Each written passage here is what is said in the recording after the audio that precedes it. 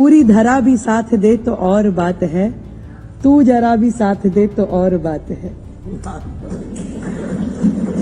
हम सब जो 70 विधायक हैं, जो पक्ष में भी हैं, विपक्ष में भी हैं, मुझे लगता है कि हम यहाँ पे सिर्फ एक पार्टी या दूसरी पार्टी के नहीं, पर हर व्यक्ति जो यहाँ पे बैठा है लाखों लोगों का प्रतिनिधित्व कर रहा है और दिल्ली के लोग बहुत उम्मीद की निगाहों से हर व्यक्ति को देख रहे हैं। दिल्ली विधानसभा में सीएम रेखा गुप्ता एक बार फिर से गरजी हैं, लेकिन इस बार विधानसभा में सीएम रेखा का एक अलग अंदाज देखने को मिला, जहां वो पूर्व सीएम आतिशी की तरफ इशारा करते हुए उन्हें विधानसभा में साथ देने की सलाह देती हुई नजर आई।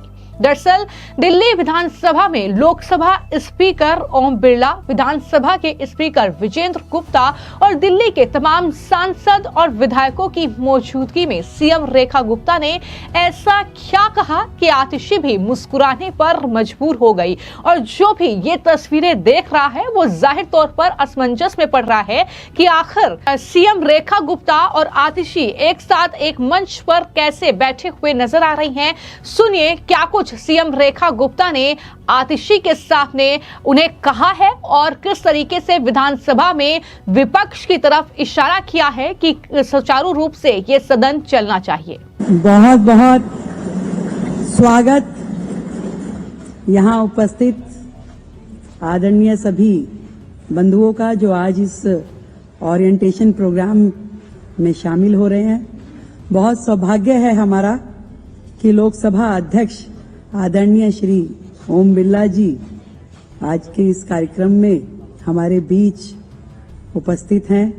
हमारे विधानसभा के अध्यक्ष आदरणीय विजेंद्र गुप्ता जी, हमारी बहन आतिशी जी, आदरणीय मोहन सिंह बिष्ट जी, हमारे माननीय सांसदगण, विधायकगण, उपस्थित सभी बंधु, बहुत ही सुंदर मौका है। एक ऐसा अवसर जब हम सब मिलकर के दिल्ली के इतिहास में एक नया अध्याय लिखने जा रहे हैं। आज जब हम सब इकट्ठे मिलकर के इस दीप को प्रज्वलित कर रहे थे तो मन में एक हर्ष हो रहा था। दिल्ली की जनता ने जो जिम्मेवारी हम सबकी लगाई, दिल्ली की जनता का दिल जीत के जो हम सब लोग यहाँ इस सदन के अंदर बैठे पहुंचे, ये हम सबके लिए एक बहुत बड़ी जिम्मेदारी है और दिल्ली ने बड़े विश्वास के साथ हमें यहाँ भेजा है।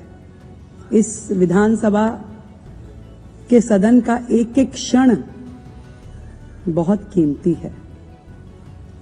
उसका उपयोग करना और सदन में अपने जिम्मेदारी का एहसास समझते हुए इस सदन का सम्मान करना, ये हम सब के लिए सबसे प्रायोरिटी का विषय होना चाहिए। बहुत सारी चीजें ऐसी हैं जिनका ज्ञान हो सकता है हमें कम हो या ना भी हो। आज के जो 2 दिवसीय ओरिएंटेशन प्रोग्राम शुरू हो रहा है, कैसे विधायकी का कार्य चले, किन नियमों का पालन करना होगा, किन चीजों का ध्यान रखना होगा, कैसे विधेयक पारित होंगे, कैसे 0 आवर चलेगा, कैसे क्वेश्चन आवर चलेगा, हर विषय पे एक डिटेल डिस्कशन के साथ में माननीय विधायक उस पर चर्चा करेंगे, उसे समझ पाएंगे और विधानसभा की कार्यवाही नियमों के साथ में सुंदर तरीके से चले, व्यवस्थित चले। इस सब का ज्ञान हम इस 2 दिवसीय ओरिएंटेशन प्रोग्राम में ले पाएंगे। मैं बधाई देती हूँ आदरणीय विजेंद्र गुप्ता जी को, जिन्होंने समयबद्ध तरीके से इस ओरिएंटेशन प्रोग्राम का आयोजन किया। ना केवल आयोजन किया, हमारे संसद सचिवालय का उपयोग करते हुए और आदरणीय हमारे लोकसभा अध्यक्ष जी की मदद के साथ में बहुत ही अच्छे वक्ता हर सेशन में यहाँ बुलाए गए हैं, जिनके साथ हम सारी जानकारियों को साझा कर पाएंगे। बहुत महत्वपूर्ण अवसर है हम सबके लिए, बहुत बड़ी जिम्मेदारी है, इस बात का एहसास भी हम सबको है। एक ही लक्ष्य है, दिल्ली की प्रगति, दिल्ली का विकास, दिल्ली की समृद्धि। और मैं आज जब पक्ष और विपक्ष हमारे सभी विधायकगण यहाँ बैठे हैं और बड़े सौहार्दपूर्ण माहौल में हैं। समझती हूँ कि ये पूरा का पूरा 5 साल का हमारा सत्र इसी प्रकार से मुद्दों के ऊपर चर्चा करते हुए, सार्थक चर्चा जिसमें दिल्ली का हित हो, दिल्ली के लिए काम हो। मुझे लगता है इसमें हम सबका एक ही टारगेट है, दिल्ली के लिए काम करना। और सच बताऊं तो पक्ष और विपक्ष विकास पथ पे बढ़ने के लिए दोनों ही जरूरी है। जब दोनों कदम इकट्ठे चलते हैं तो स्पीड बढ़ती है, स्पीड बढ़ती है तो विकास बढ़ेगा। और 2 लाइनों में यदि अपनी बात को कहना चाहूं कि पूरी धरा भी साथ दे तो और बात है, अध्यक्ष जी आपकी इजाजत से, कि पूरी धरा भी साथ दे तो और बात है, तू जरा भी साथ दे तो और बात है, कि पूरी धरा भी साथ दे तो और बात है, तू जरा भी साथ दे तो और बात है। यूं तो चलने को एक पांव से भी चलते हैं लोग, पर दूसरा भी साथ दे तो और बात है। तो इस दिल्ली के विकास के लिए, दिल्ली की समृद्धि के लिए, दिल्ली के स्वास्थ्य के लिए, दिल्ली की शिक्षा के लिए, दिल्ली को आगे बढ़ाने के लिए हम सब मिलके काम करें, क्योंकि इस सदन में बोलने का एक एक शब्द पूरे देश के करोड़ों लोगों तक पहुंचता है। इसलिए एक दूसरे का मान सम्मान बनाते हुए, अपनी चर्चाओं को सार्थक करते हुए हम आगे बढ़ें और दिल्ली का विकास करें। जय हिंद।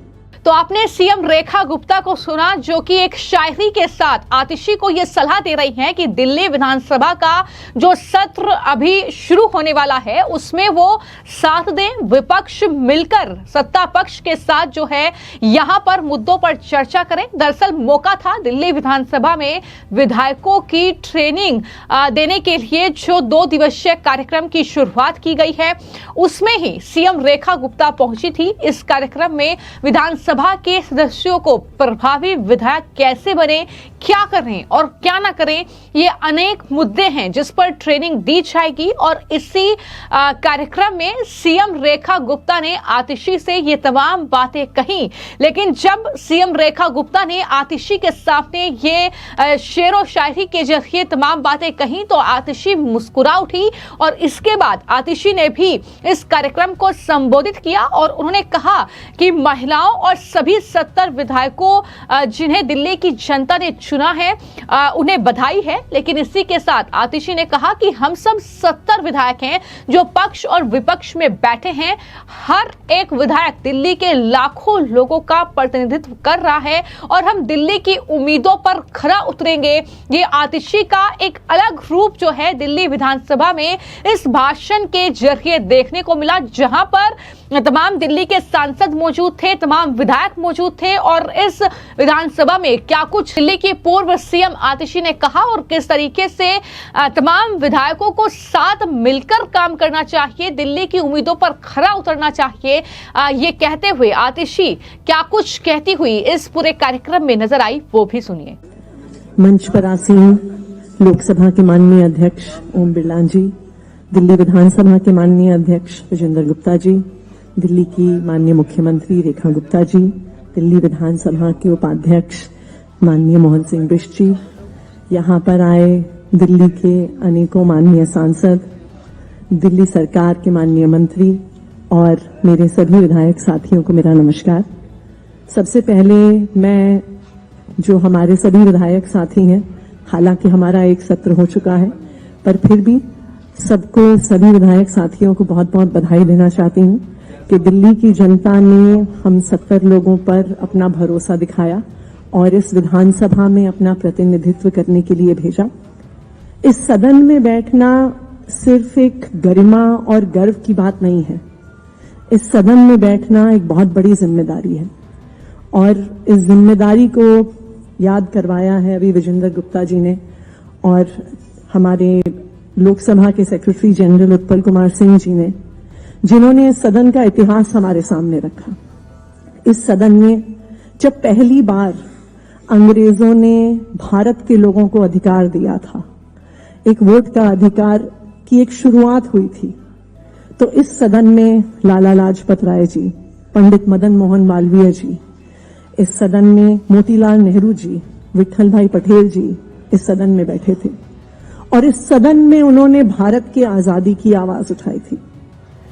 150 साल बीत गए, लेकिन आज भी जो कुछ इस सदन में याद किया गया था इतिहास की किताबों में लिखा है और हम सब याद भी करते हैं।